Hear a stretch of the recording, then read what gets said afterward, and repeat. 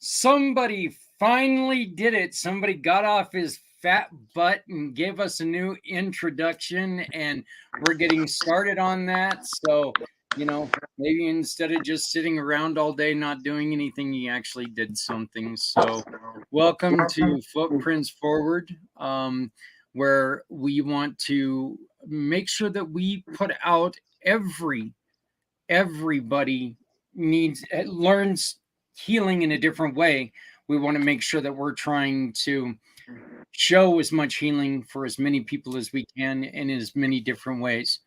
And we've got a very, very special show today because we've got Tyreek with us. Tyreek was our second guest on Footprints Forward. And he's also Stephanie and I's guest this month for our wine show. So Tyreek, you've just become a huge part of the program all of a sudden. It's like you started out as somebody who got to tell a little bit about your story. Now you're a damn superstar in our eyes. So I appreciate it. But hey, Tyreek, you know what? You made this introduction, and so could you please introduce Michael and give us a little bit of background on your guys' story? Sure. Mr. Michael Denton over here, him and I met back in 2009, 2010 on deployment. Been friends ever since. It's been a long, long journey, but to say the least, we still have a long, long way to go. So he's a very good guy. He's always kept his head on his shoulders and kept doing the right things when he really, really needed to dig deep. He's always had my back whenever I called, and same vice versa. But the relationship is good. Like I said, he's a good family man, good businessman. Believes in his moral values and good military background, family military as well. So he's a good guy, and that's why I decided that. I know his story is very good. It's very deep. So I figured it'd be the best bet to come here and kind of express it. Well, I really appreciate it. So before we continue, Stephanie, why don't you go on ahead and tell people about One Hope Wines and what exactly you do? Yeah, sure. My name is Stephanie Simoes. Hi, Michael. I cannot wait for this show today. I got a little glimpse of the pre-show, and I'm excited for this. I'm a cause entrepreneur with One Hope Wine. I work with nonprofit organizations and people year-round to assist with fundraising. We are a cause-centered winery out of Napa Valley with over $9.7 million donated to date. So what I do is I specialize in fundraising, gifting, private wine events, and wine delivery. And when you pour a glass of wine or send someone a gift, it's a great feeling to know that bottle made an impact for a nonprofit that's really important to you. I'm also the co-founder of PNS Properties. We're a family-run business that's working to curb the homelessness crisis in our veteran communities. Michael will have to talk offline about this, but I heard your story and I got an idea. We work with HUD-VASH recipients on housing, and we are working to build veteran communities and housing while providing support and resources. So this mission with Footprints Forward is really important to me because the last few years working in the nonprofit space, I've learned a lot about where our systems are lacking in support. And I believe that education and resources for those that are needing assistance is really important to help bring the number of losses in the other direction. I wear a lot of hats. Feel free to connect with me through my Linktree right there, /Steph Simoes on the screen. And all the ways to connect with me on socials are right there on that page. For the next couple of weeks, she might be a little difficult to get a hold of, but she's going to try to answer as much as she can. So if she doesn't, just hop right out. Just remember, she might be having a kid. So be patient.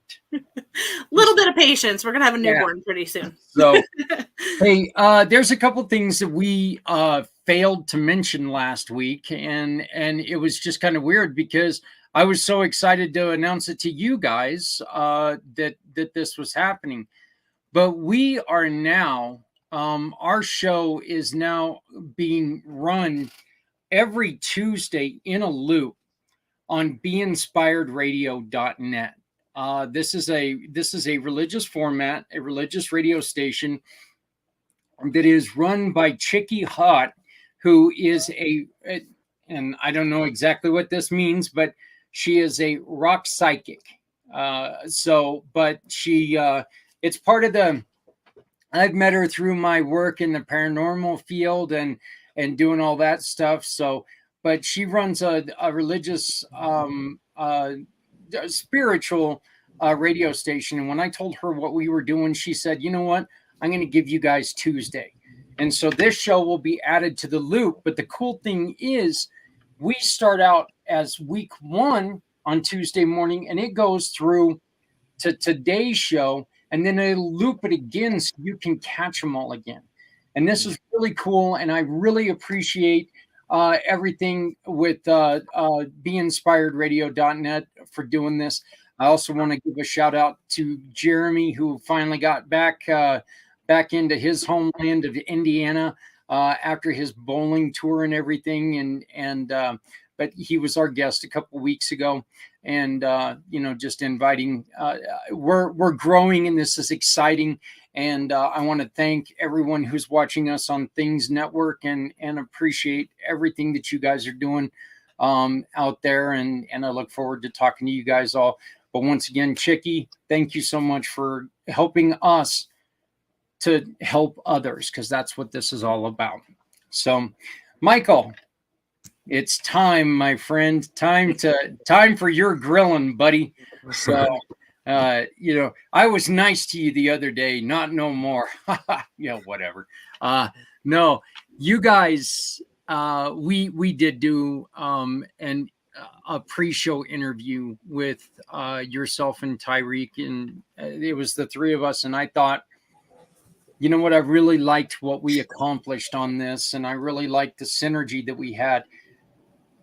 You and Ty have such a special friendship that, we've all got special friends, but I mean, you guys really went through many ups and downs, but I love how you credit Ty with a lot of the great things that have happened in your life.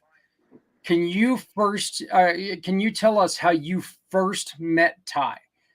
How Tyreek became a pillar in your life? Yes. Well, first of all, good morning, Michael Denson. Thank you so much for having me on this podcast this morning. You bet, brother. I appreciate all the the internal, external support around this organization that you built. Like Ty mentioned before, I met him in 2009. I was newly into the military. I just came in 2008, so I was fresh into the military and into my first deployment.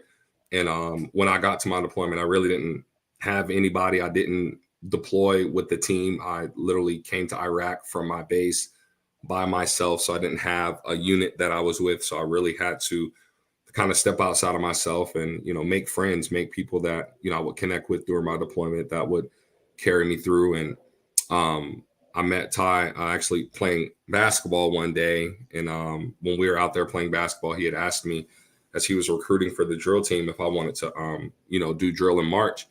And I was like, nah, that's really not my thing. I barely made it through basic training.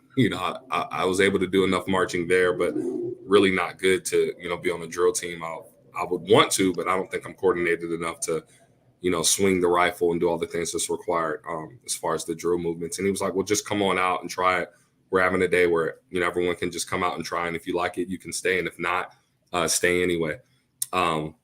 So through that relationship, through drill team, I began to learn just the character of Tyreek and who he was by the things he had done for me. It got to a point where I actually wanted to quit.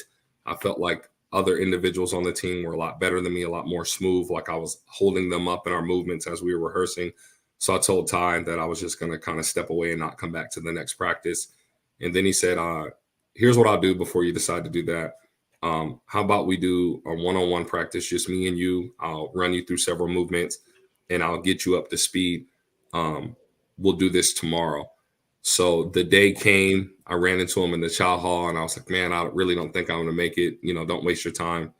You can show up, but I won't be there. And he said, well, let's do this. I'm showing up and I expect you to be there. So I'll see you later on this evening. So he really didn't give me an option to cut out on him. So I did show up. It was just an awesome experience for him to just be my mentor in that moment where I needed it the most. That eventually led to me being a member of the drill team, and his hope and faith and mentorship in me led me to the opportunity to actually lead the team in a memorial ceremony where I got to honor one of our fallen by placing the M16 in the Soldiers Memorial. So it just goes to show you, when someone believes in you and sees something in you that you may not see in yourself, that can go a long way to be a fruitful opportunity. And it was for me, just due to that encouragement that he had in me in that time where I needed it. I love the story that you were telling me about, you've mentioned that you were wanting to quit before, but even the first time that Tyreek stepped up and said, work with me. And he did what he does, his coaching. He stepped up to you and he goes, you know what? Give me a chance, work with me. And all the way up until he busted you right before the meeting and you were like, yeah, I think I'm going to be there. And he kind of told you, no, there's no thinking, you're going to be there. Having somebody that accountable, Michael, now in business, having somebody to kind of push those buttons that aren't always the easiest. What has that done for you with Ty? Well, it really translates to life, because we've revisited this type of scenario probably about a handful of times, maybe 3 or 4 times actually, where, I wanted to quit. Me and Ty experienced a lot when we were deployed. Ty was the first one to experience, divorce in a deployed location, which is not an easy feat at all, to continue fighting for your country when your family's falling apart. But he was able to keep himself together, and I was able to walk through that with him. And then my time came, and I was going through my divorce, and it was really hard for me because I had lost, custody of my children, the ability to be able to see them and be dad, something that I had always known to be. And Ty really stepped up once again in that position to encourage me and walk me through that, to say, hey, I've walked this road before. You will get through this. It will be rocky. There may be points of darkness, but I'm here for you. If you ever need someone to talk to, I'm here. I can help you through that. I've been through the court system with my daughter, so I can navigate you through a lot of those things and those challenges that you may think you have to face alone, but you don't have to. So once again, Ty was there to lift me up, to encourage me, to navigate through some of those uncharted waters of just fear and lack of understanding. And I really appreciate that. A lot of those moments and those talks were life-saving. There were times in those moments of darkness where I really wanted to give up and completely check out and just turn everything in. Like, Ty, I'm not a dad. I don't even see my kids. I wasn't able to keep my marriage. Why am I still here? Why do I need to exist? And Ty just simply reminded me, those 2 boys that you have, those are the ones that you're fighting for. You have to continue to get through this. And one of the things he had suggested to me was to go get help, to talk to somebody outside of himself. So he did refer me to go speak to someone. And I was kind of reluctant, because a lot of veterans, when it comes to the VA, we want to reach out and kind of put our story on the table, but it's really hard to translate that to someone who may not have served or endured exactly what we've gone through or understand how we're feeling. But Ty, in those moments, he had the answers, and I took his advice once again. And like I was sharing earlier in the pre-show, Ty doesn't realize that a lot of the things he spoke unto me and how he guided me through that process not only saved my life, but saved my family. And I can speak on that a little bit later if you need me to, Zach.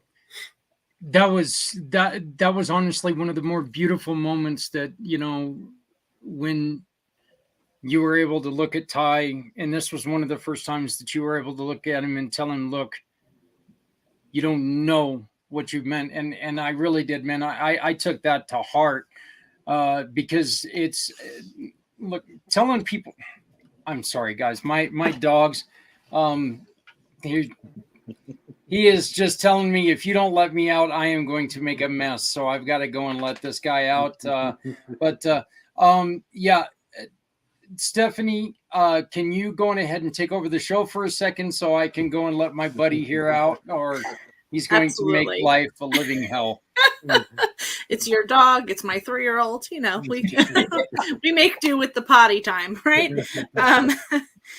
One thing that was mentioned in the pre-show was, you know, having that net of people that you can cast out to, and that's something that, like, you know, I remember from re-listening to that.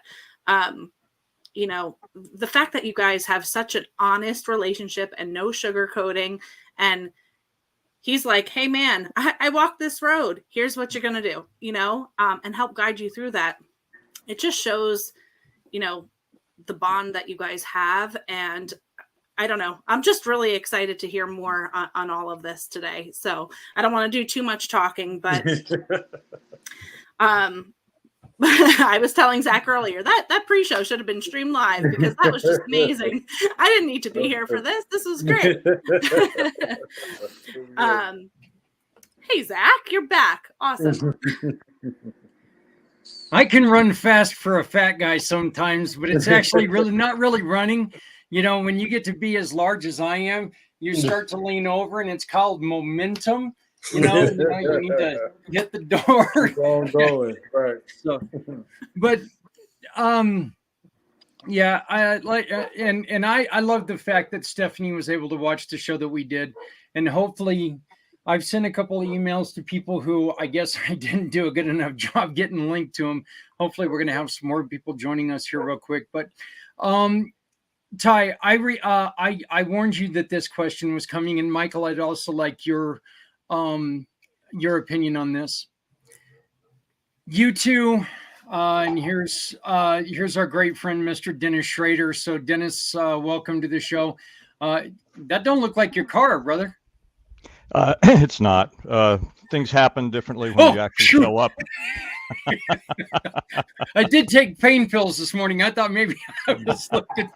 No, they said it's going to be a couple of days to take care of the issue, so they gave me a loaner car, and I was able to make it back here. So real quick to join before you. I finish the question, how was your wife, Dennis? I know that you couldn't join us last week. Oh, she's okay. It's just, you know, as we get older, you get stuff that are aches and pains, and it's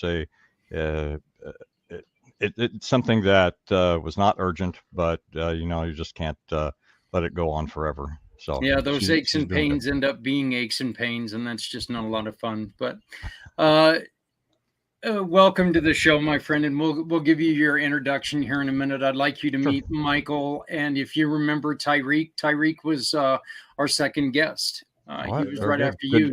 Good to meet both of you. I was able to listen to the LinkedIn broadcast until I was able to get the link for this show. So yeah. So but Ty, let's start with you first. You guys have this special bond. You guys are able to talk to each other quite a bit. What about listening? How much of it is talking, and how much of it is simply listening to each other? I think for the most part, I don't really know if you could factor in like a percentage wise or anything like that, because it's pretty much based off scenario, I would say.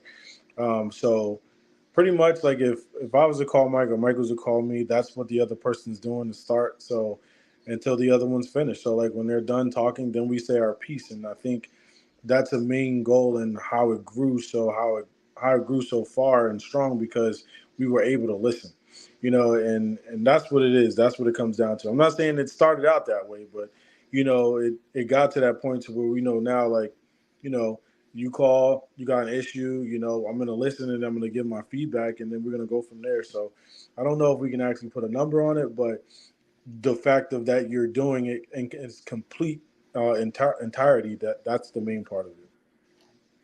And Michael, are you in full agreement of that, or is it easier, or could you put a number on like how much is talk, how much is listen? Well, one thing I can say is there has been 100% consistency with the availability on both of our parts for one another. I know when people are reaching out and needing help, sometimes people are not available. I don't think there's been one time in our entire almost 15-year friendship that, 14 years that we were not reachable. So being able to reach one another allowed us to lean. I think it's really been 50-50. Although I give Ty a lot of credit for helping me out, getting me up to speed and up to strength.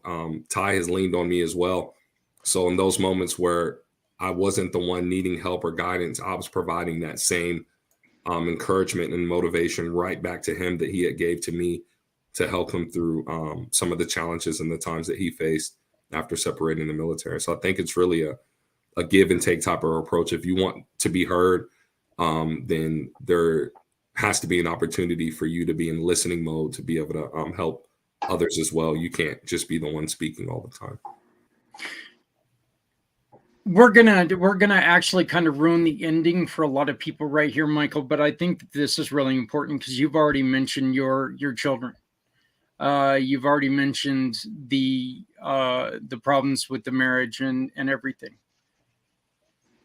You worked through that, and now you are back together with your wife, correct?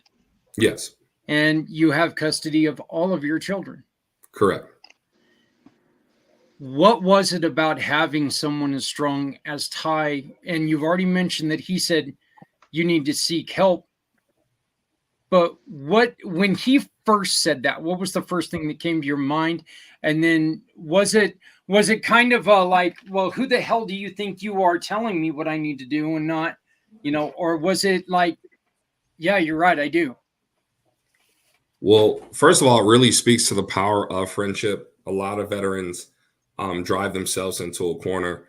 Some veterans will, seek out, alcohol or certain behaviors or antics to really hide and mask what they're going through, not understanding how to navigate through the challenges of the court system, or with the spouse who's being, non-compliant, or an ex-spouse who's not allowing you to see the children. These are things that Ty was actually able to experience and overcome. So I really looked to him as someone who understood exactly what I was going through because he had firsthand experience. So although I would call to him and complain to him and say, hey, our situation's not the same. You don't know what I'm going through. You didn't lose your two sons. You didn't go months and months and years without seeing them. And he said, Mike, listen to me. I may not have gone through exactly what you've gone through, but I'm on the other side of it. So if you want to get through this darkness, to walk through this tunnel and end up on the other side, you have to trust me that this will work out. It may take time, but one thing you have to do is not give up. You don't have to listen to me, but if you listen to me, I assure you, you'll get through this. I know it's hard. I know it hurts. I know it sucks, but you cannot give up. And those very words allowed me to charge hard, to not give up. And as Zach said, I was able to rekindle a broken marriage and remarry my wife. I was able to not only get the marriage back, but we had 2 more children and have 1 in the oven. The boys, it took about 6 years in court fighting and losing and not having time with them, to where in 2020, I actually got full custody of them. And so Ty was a huge advocate in that space. He was the one telling me, what to do and what to say, how to respond, how to be cool, calm, and collected. And I really looked at his relationship with his daughter and his daughter's mom, and I kind of envied that. I was like, how are you able to see your daughter? How are you able to communicate with your ex-spouse? And he said, with time and maturity. You have to go high when they go low, but put your focus on your children, and they will see that, and that will be rewarded. And that's exactly what happened. So I'm really, really grateful that he had that experience in that space to guide me. And Ty, you were able to go through this because when we were talking and you were at the lowest of lows, you were talking about, you know what, I don't want to let down my daughter. Right. So when you were talking to Michael at this point, is that where you were coming from there? It's like, you know, yeah. And is that kind of where that was driven from? Is that, you know, look, you can't quit because these kids need you. You might not, I don't know, explain that. Yeah, absolutely. That's where it comes from. Outside of that one moment that I had, I've never in my mind thought about not being there for my child or vice versa. And she will always know that. And that's what kind of driven me. Like, I have family that gave up on me, you know, parents that gave up on me, so to speak. They wasn't there. So, you know, and one thing I realized when I got old enough was that will never happen with me. Or at least I'm going to try my hardest to maintain what I need to maintain. So that was definitely driven from that. And that's what I was able to do, because when you make it about your kids, which is what it should be about, it gives you a sense of strength that you never even knew you had. You got to dig deep in a place where you didn't know that you really can dig deep to. So when it's about them, which it is, because your well-being is good enough for them, that's where we got to go. So that was definitely driven from there. Okay. Well, Dennis, I don't want to scare you or anything and, you know, or bring you into this, but there's something that I think you and I need to watch out for. Tyreek and his lady just had a baby. We know that Stephanie is about ready to have a baby, and now Michael's going to have a baby. You know, Don't drink the water, guys. yeah, we better stay there. We better stay the hell away from the water, brother, because if not, we're in trouble. I and my wife have aged out of that issue, but I do have 5 adult children who have produced 14 grandchildren thus far, so that there is a great possibility in that regard. Yeah, we did just recently find out that I'm going to become a grandfather again with my daughter, so we're excited about that. Dennis, real quick, so Michael and Ty can hear about your experience and what you're doing. Please tell us, just give them a little bit of information about the Price of Freedom, please. Sure. Well, first of all, I'm retired Army officer, spent 24 years in uniform. I started 4 years ago a nonprofit organization called the Price of Freedom Foundation. It is dedicated to telling the complete life stories of our comrades who died while in military service to our nation, regardless of cause. So everybody thinks about combat-related deaths, but they give very little attention, sadly, to things like traffic accidents or somebody getting sick and dying. And my belief is that the life that they lived, their family, and their battle buddies, their friends, deserve more than that. And so we produce full biographies. Our first one is published and out. It's Alfonso Abdel Amos's story, a Navy man who died, lost at sea after 18 and a half years of service. And we're helping a handful of other Gold Star families at the moment. And that's what we're about. Nice. Tell us about your the first story that you've got. You guys just released your first story. Right. So Alfonso was born in the Philippines. He served some time in the Philippine Army prior to joining the U.S. Navy at the behest of his father, who wanted to basically have his son have a better life than he had. A few years into his Navy service, he met his wife while he was in the Philippines. They had 3 children, and he was a machinist mate, served primarily on aircraft carriers in the 80s and 90s. And on October of 1998, he was lost at sea on an overnight watch. The last person to see him was his best friend in the Navy. When his watch was over and they did their roll call in the morning, people assumed that he was at his workstation. About an hour later, they sent out an alarm throughout the ship. Nobody could find him. and seas were rough. There was a tropical storm in the area. They were sailing between South Korea and Japan. And of course, hours and hours and hours had passed. So they did a 3-day search, could not find his body. And there's mystery regarding what actually happened with him. So did he accidentally go overboard? That's very possible. A little less likely than on some of the smaller ships, but there were 12-foot seas, and decks were wet.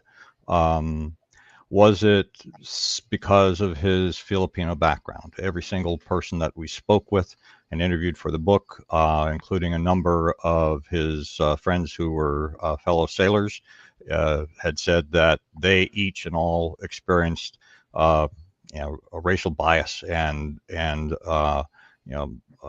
harassment from other sailors. Not all of them, but a few, and all it would take was one to have had a beef with him and to help him overboard. Or did he step overboard on his own?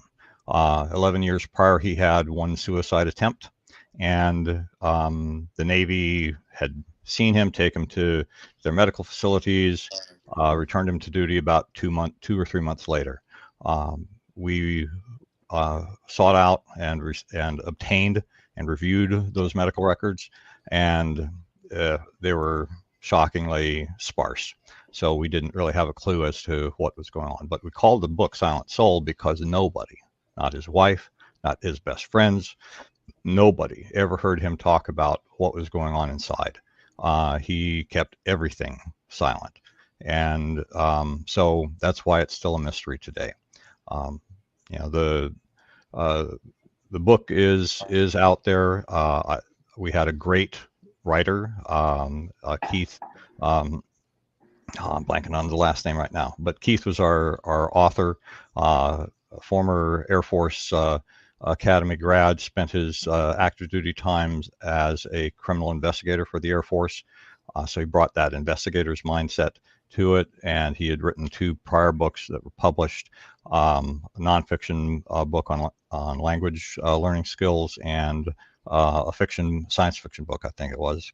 And I think did a fabulous job of sorting through everything that we compiled on Alfonso's story and wrote a compelling tale here. So that is true and honoring of him. That's what we pledge to do for every person we so honor.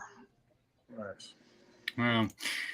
I still love what you're doing. And Michael, we're going to get back to you real quick. But Tyreek, we're also going to be talking a little bit about your nonprofits as well, because I think that this is really cool.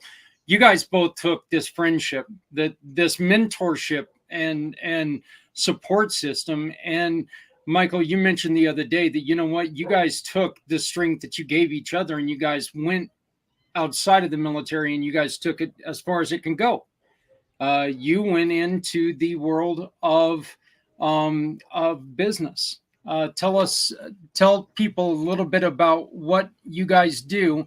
And I'm going to pop a question up on the screen. Please tell me what this means.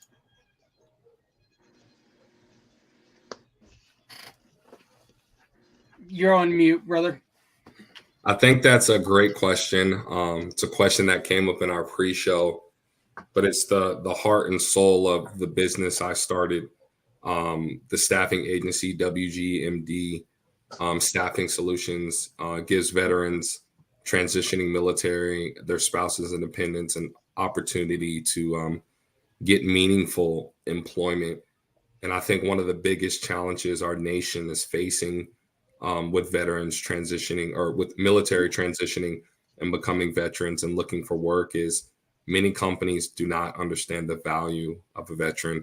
If they understood the value of a veteran and were able to answer this question, a lot more of our veterans would have work, would not be without work, month after month, some of them year after year. To answer this question, I understand the value of a veteran because I am one. I've navigated the challenges of trying to find employment, being turned down job after job, being promised interviews and not hearing anything back. But the true value of a veteran is not just in the service that we lend to our country. The value is that we were once civilians. We took our lives in our hands and trusted it with our United States government to defend our nation with no skills, with no prior experience, and were put to the task to learn our job and do our job in a spirit of excellence the entire time we're in the uniform. And that value, you can't get anywhere else. That training, you can't get anywhere else. And a veteran is not just a normal person from society. It's someone that has left society, who has been formed into a mindset to serve and to defend and to take on a certain set of skills to do what they're asked to do every single day, every single minute, every single second without failure. That's really the value that veterans bring to the table, is that when we're asked to do something, we're going to do it, and do it not only to our best, but do it until it's completely done, with the satisfaction of what we're being asked to do, with accomplishing the mission we're set out to do, to the point of failure, but going past that. Several Marines are trained to almost drown themselves to the point where they can not be breathing, but have enough wherewithal to take one more deep breath, awaken themselves, and continue to swim. So we are trained to do a lot of things that normal individuals are not. And once our country and organizations and companies can see that we have value, not only in those skills, but in the humanity of us serving others, I think we'll be taken more seriously in the job market. When you came up with this question, when you approach a business and you go, do you understand the value of a veteran? What are the responses they get? I know that I know that when you brought this question up last week when we were doing our pre-show, I was like, instantly, can I put this up on the screen? I love this because I had told you guys that one of the things that we had brought up a couple times is how a veteran can't get a job because they don't have quote unquote experience working on something.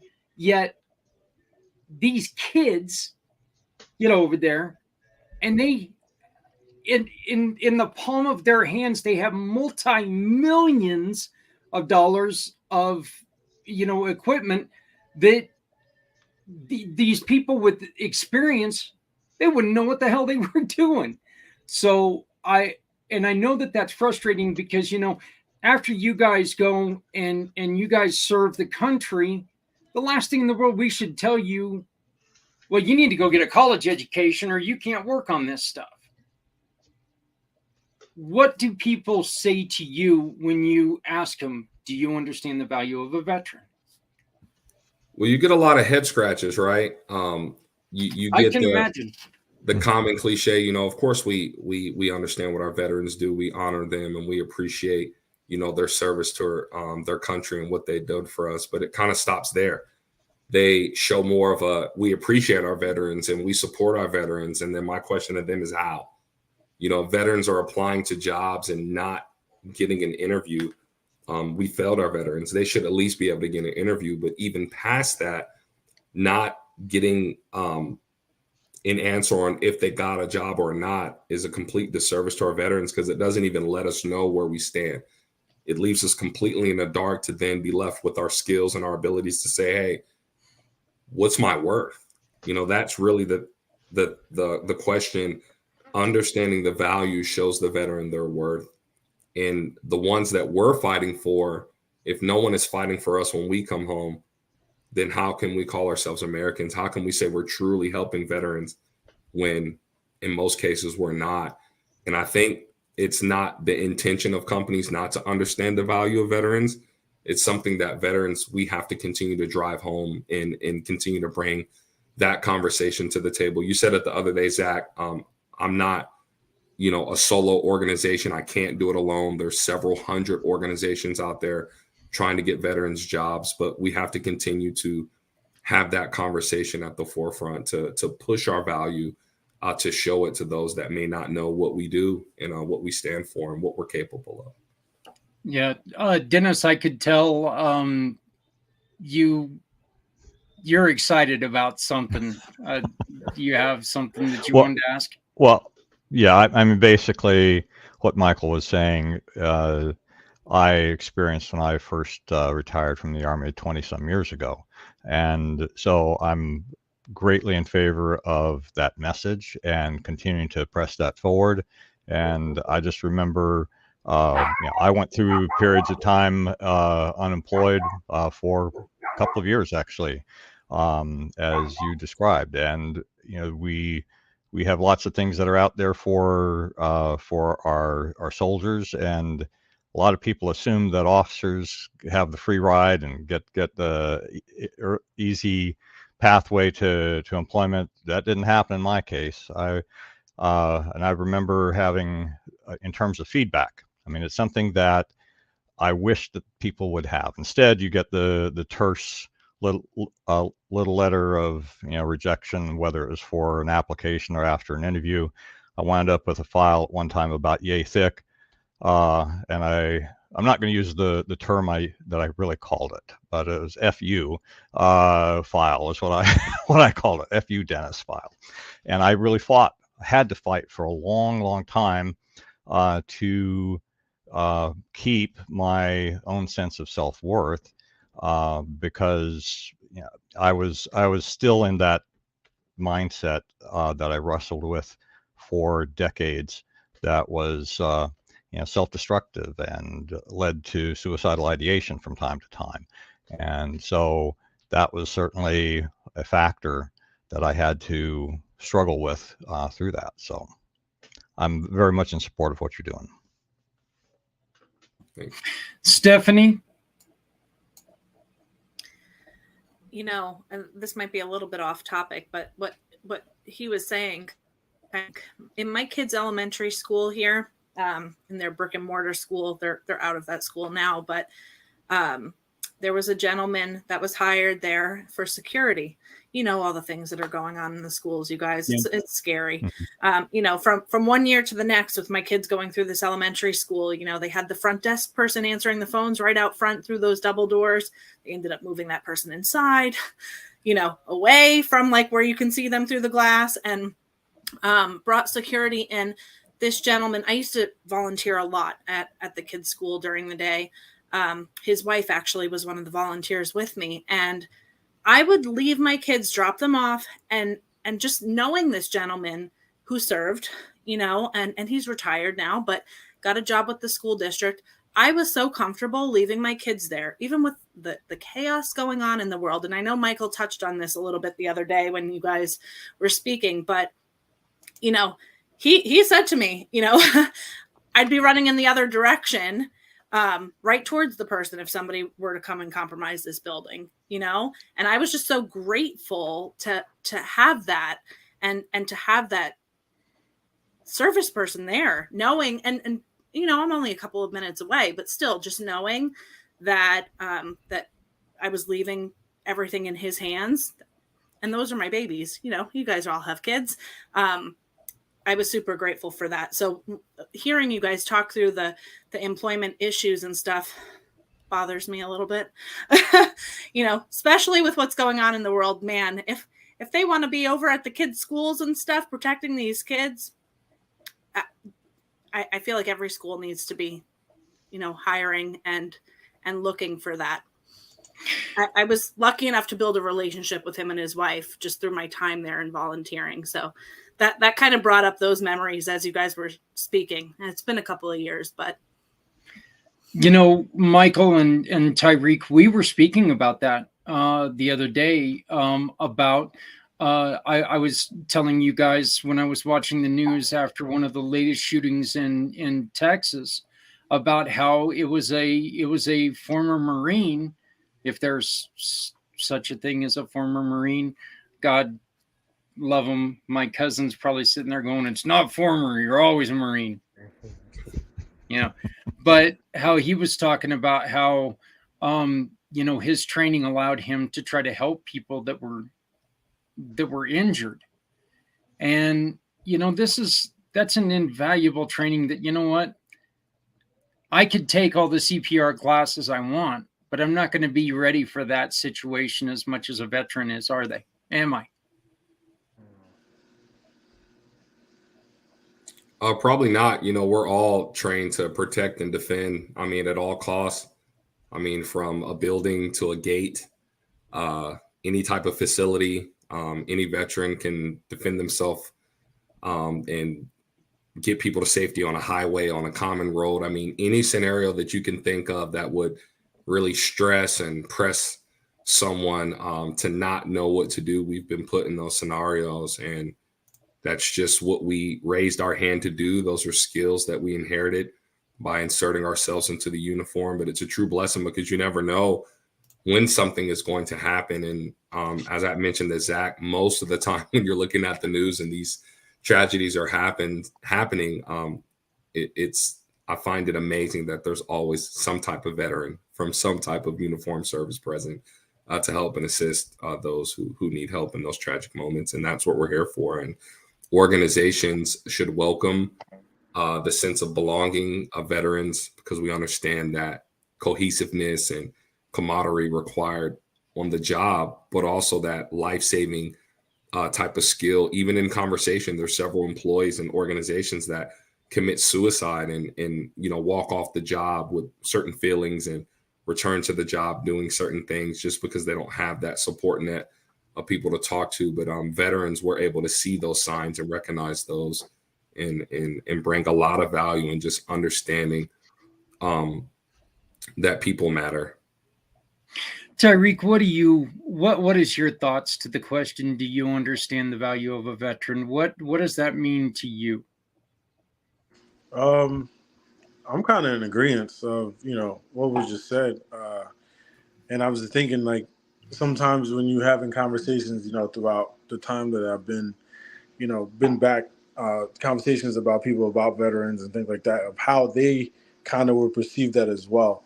For me, like it becomes more of a family connected thing to me, and more than just skills and assets of that space. For me, like when I hear another veteran, I immediately think this is another family member of mine, and so, and the value is unmeasured because you don't understand, like Mike was just saying, the length that people will go to, like it's unimaginable, things that I saw some military personnel do, you know what I mean, have me scratch my head. I'm just like, that man had it, like they really had it, like even if you look into special forces and stuff like that, like they do things that the normal military personnel won't do. So like, the value to me is unmeasured at any given standpoint, so it should never be taken for granted in any shape or form. So, just us being able to just to connect and be able to enlist and go do that when everybody else doesn't want to me says a lot more within itself. Tyreek, can you tell us a little bit about Chef for Vets, please? Yeah, sure. So I started Chef for Vets. Cooking is my passion. And I do have a little barbecue food business that we do. And I wanted to connect the two that way and be able to go out and feed homeless veterans. At the time that I started this, I was just doing a little bit of research, and at the time it was 50,000 homeless veterans that they knew about. So, there's a lot more than what the numbers that they actually put out there because there's numbers that they don't account for. So I just felt like that number was way too high in any regards. And like I said, I knew that there were, like the Wounded Warrior program, they were out there. Like there's definitely big ones out there that actually help out veterans. But, the people up there in Power 2 as well was also got caught stealing and stuff like that from the foundation and misusing money. And I just didn't sit well with me. So I said, in order for me to do it, I'm gonna have to do it myself. So I know that I'm truly reaching what I need to reach and do what I need to do, without having to have that black shaded area with it. So that is Chef for Vets, and typically around Thanksgiving time, we're going to be going out and trying to feed as much homeless veterans as we can. Top Tier Sports Group. So Top Tier Sports Group is started back in 2020. We're basically helping, the less unfortunate kids that can't really get the training and everything that they need to do. We build an experience for them to travel and be able to, showcase their skills that way and build camaraderie as a team. We had kids back when they were 10, 11 years old. Now they're, going into high school. They're still contacting us. We're still training them. That's what we're training today, actually, if the rain kind of stays off our back a little bit. So it's definitely a good thing. And not to mention, we're going to be going at some point revisit this, but Mike is going to be the point for the Arizona charter of Top Tier Sports Group over there.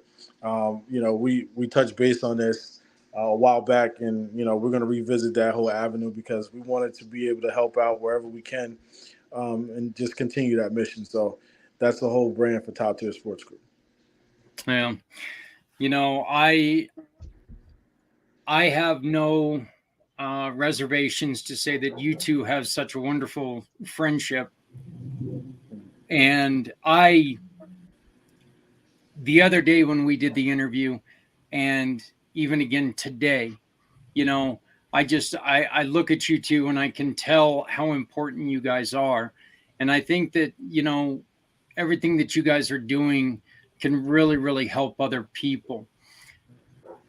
And Stephanie, I'm going to ask you real quick. I want to bring this up. Can you tell us what we are looking at with our little friend here? Oh, yeah, absolutely. So if you're not following us on the Community Pay It Forward One Hope fundraising page on Facebook, you can access it really easily through my link tree that was shared earlier. But we actually have an open fundraiser for both Chef for Vets and for Top Tier Sports Group this month. You just open up the camera on your phone, hold it up to the QR code.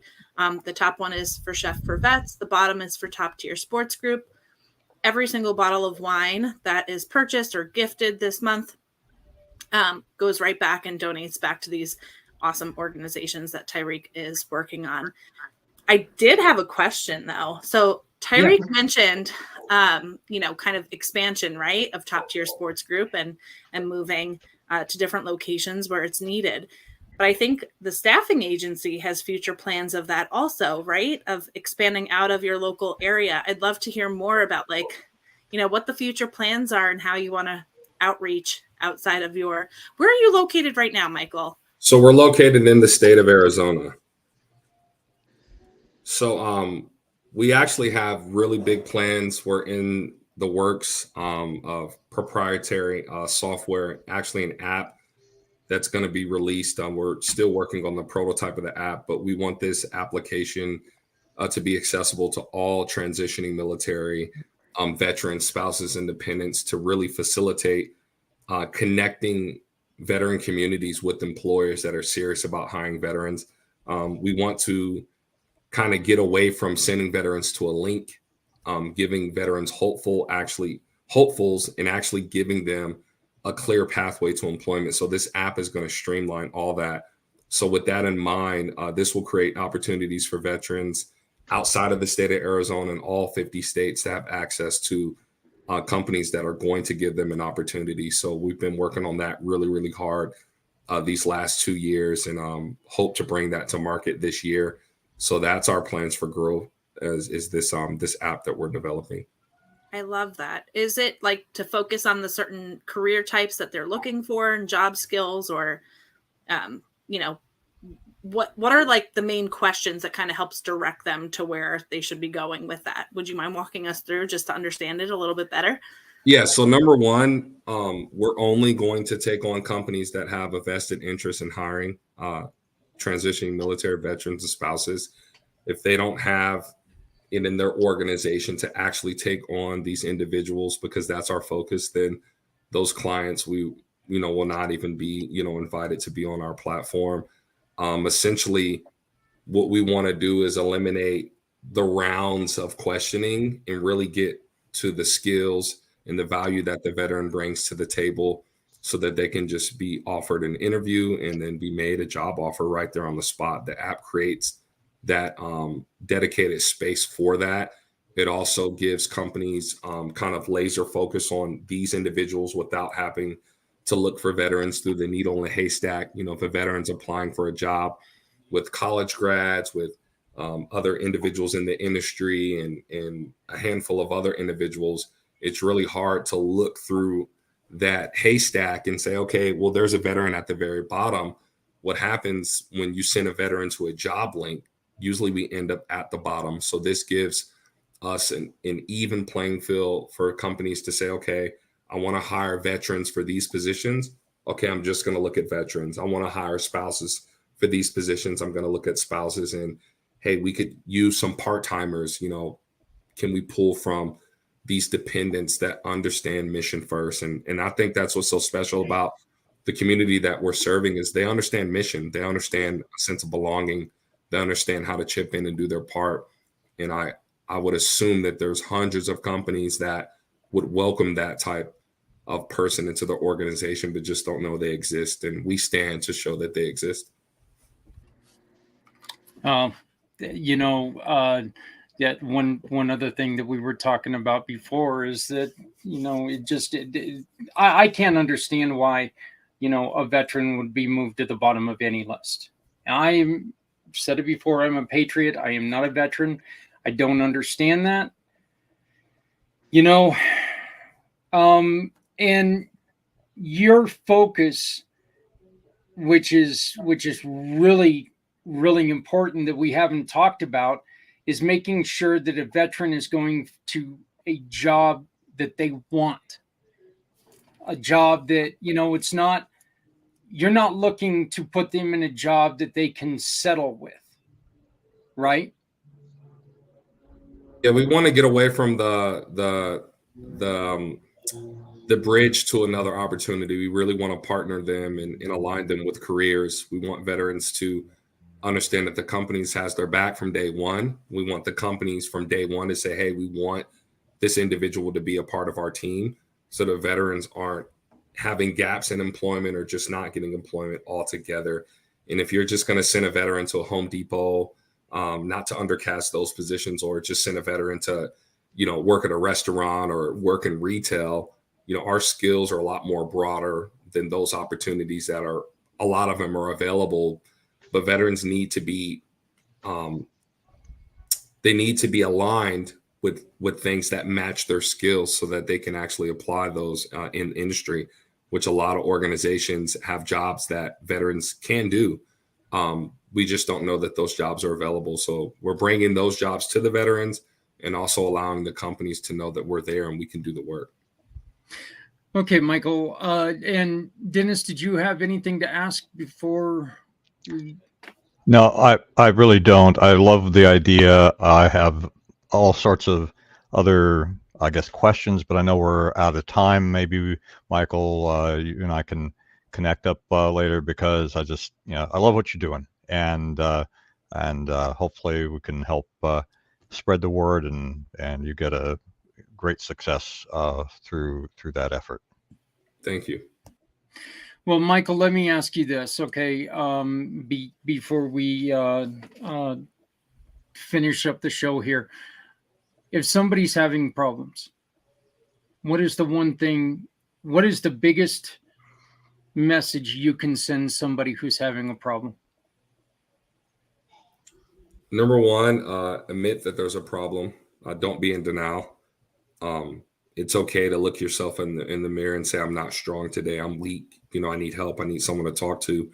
And then once you're able to, you know, tackle that and face that, you have to go get help. It's something that we all need, not something that, you know, the strong military member, woman, or male really likes to admit, because we're all taught to be strong, really tough, to have this thing called military bearing. But when you leave the military, a lot of that begins to unravel, and you have to get to the truth of the matter that you need help, that you can be talked to, that people do care. I think that's another big thing, is understanding that people care. A lot of times we carry the weight of issues and things that we have in our mind through our past experience that we think people don't care about or won't be able to associate with. But getting past that and understanding that getting help is the best thing you can do for your life and those around you is the biggest thing I would say, is, you know, recognize that there is help that's needed, and then go get it. Ty? Uh-oh. 10%. First admitting that, there is an issue, and then, finding out, finding a good support system. So having a good support system is strong, regardless of who it may be, a friend, a family member, a counsel, and then getting the actual help that you need, and staying positive. I know it's kind of hard or it's easier said than done, but it can definitely be done, especially, in a time where we could always find something to actually keep your mind and focus, on the good and narrow. So to me, those steps are 100% correct. I would say a support system, and then actually executing, that help for yourself. Because finding that self-love is kind of what helps it out. And, you don't kind of go down the wrong path. Gentlemen, this is the one time I can honestly say that I really, really, really wish that this show was longer than an hour, because everything that we've heard is so positive. And, you both, and we've talked about this, you both have overcome some really, really hard times, and you guys are doing something with it that I think can be very inspirational to people. And Michael, I should have asked you this before the show started, but how do people get a hold of you if they would like to learn a little bit more about your programs? So we are on Instagram and Facebook, WGMD _ vets for Instagram. And then on Facebook, it's WGMD Staffing Solutions. We also have a website, which is www.wgmdssjobs.com. Those are areas where people can reach out and get more information about our company and how we can help. We're still in the startup stage, so there's a lot of things to come this year that we're still trying to iron out, because we want to put our best foot forward and give our veterans our best. And I'm really excited about it. Brother, we're here however we can be. Tyreek, how do people get a hold of you? Same thing. So for Top Tier Sports Group, we also have social media. We're on Facebook, Instagram, the email toptiersportsgroup@hotmail.com.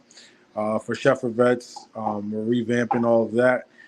So they can just contact me direct email. It's RICKROBINSON. So that's Rick Robinson 2010@hotmail.com. And we'll be able to take it from there. All right. Sounds good.